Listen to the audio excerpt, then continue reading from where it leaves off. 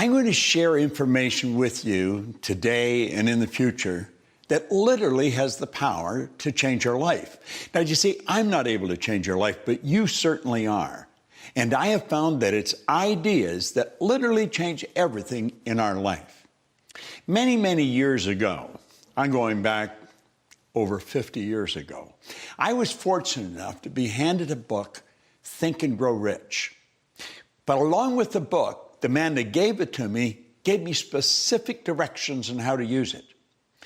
I guess today you'd have called him my coach or my mentor. He was just actually a real good friend that was able to see something in me that I couldn't see in myself. Now, up to that time, I had gone down every road you could think of, but none of them led to a good end. I was on the wrong road.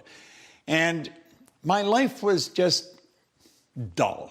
I couldn't earn any money. I wasn't particularly happy. I never got a good job. I had no formal education, a couple of months high school, and I had no actual business experience. But you know, by following this man's direction, oh, by the way, he said, if you do exactly what I tell you, until you find out that I'm lying to you or I don't know what I'm talking about, you're going to end up a big winner. Now, he said, I don't lie, and I do know what I'm talking about. I wouldn't even want to guess at the number of people I've said that to over the past 40-some years. But at any rate, I started to follow his direction. I went from 4,000 to 175,000 in a year. And then I took it over 1 million. Now, you may be wondering what I was doing. I was cleaning floors. I started to clean one office. I got $30 a month for washing the floor twice. And I ended up, in less than 5 years, cleaning floors in Toronto, Montreal, Boston, Cleveland, Atlanta, London, England. The thing took off like a rocket. But when I got there, I'm sitting thinking, how the heck did this happen? You know, there was a lot of people cleaning floors, but they weren't doing what I was doing. There was a lot of people reading Think and Grow Rich, but they weren't doing what I was doing. And I had to ask myself what happened. I had been raised to believe, probably much the same as you, that if you're going to earn a lot of money, you got to be really smart. I knew I wasn't very smart, but I was earning a lot of money. So I started looking, and I started searching. It took me 9 years, and I finally got the dots to connect.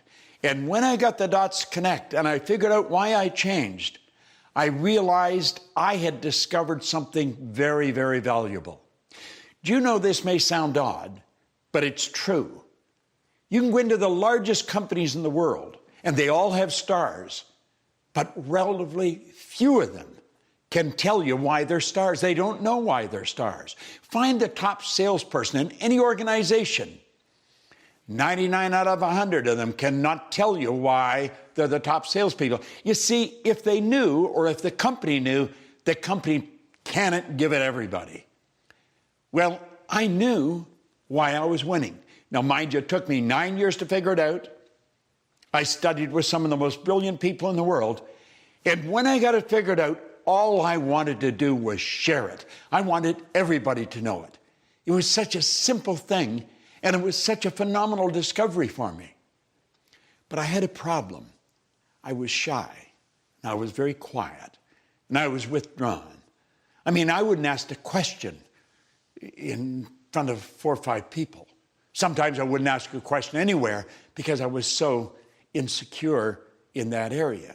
Very knowledgeable in one area, but very insecure. And one day I was standing in the back of the ballroom at the O'Hare Hyatt Hotel, and there were 1,000 people in the audience, and they were broken into 2 banks, 500 here, 500 here, with an aisle down the center.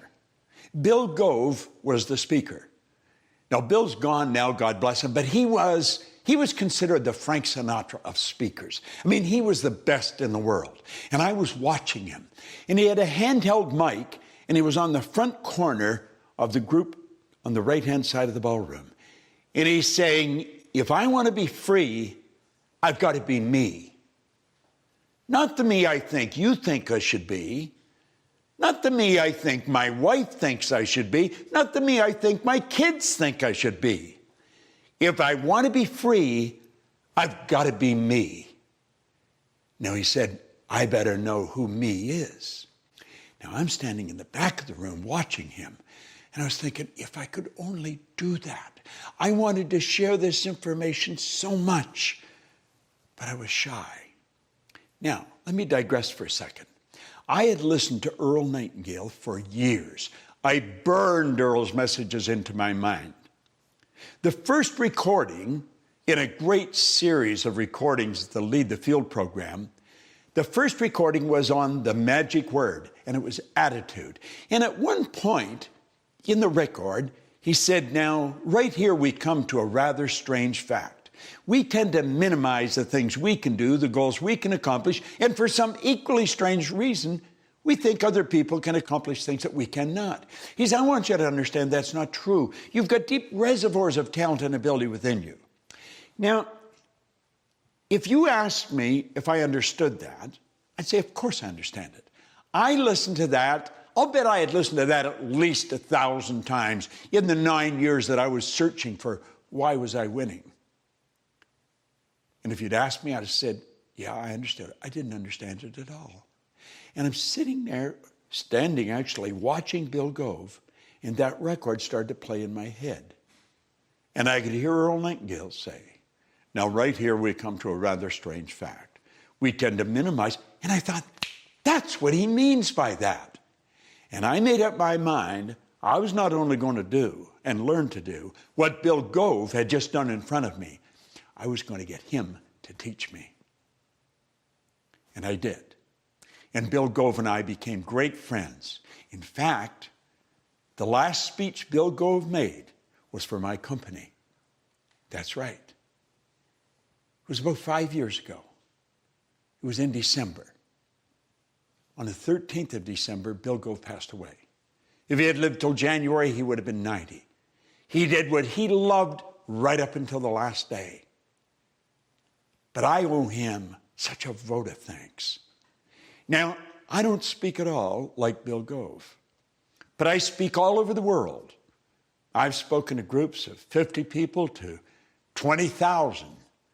And you know something? He taught me to be comfortable in front of the camera or in front of the people. And he said, Bob, if you want to be effective, just think of the people you're talking to. Just fall in love with the idea of helping them. And he said, and you can help them because you've got valuable information. Now, that was 46 years ago. I didn't lose the shyness like that. It took a little while. But with the proper coaching, it left me. I didn't lose the good side of shyness. I can enjoy being by myself. I spend a lot of time by myself on the road. But the bad side of it is I was afraid to express myself freely in front of other people. And I got over that. I got rid of the doubts. Now, I would imagine you have doubts in a number of different areas, and possibly in an area you really don't want them, and they're certainly not serving you well. You're going to find 6 Minutes to Success is a program that's designed to show you how to eliminate the doubts and how to get results. We get results that stick, and that's so important because I've studied a lot of material. I've watched a lot of people working, and you can read a book or listen to some recordings or go into a seminar, and you'll find that right away there's a blip in your results. They get better, but they come right back down. They don't stick. Here in our company, in the Proctor Gallagher Institute, we deal with results that stick, and you're going to love this because we give you phenomenal information. Now, the one point that I want you to burn into your mind right now, and it may be totally illogical at first. Watch this over and over and over and over again. It's the repetition that fixes it in your mind. And when it's fixed in your mind, baby, you got it. And you know you've got it. We're going to give you results that stick.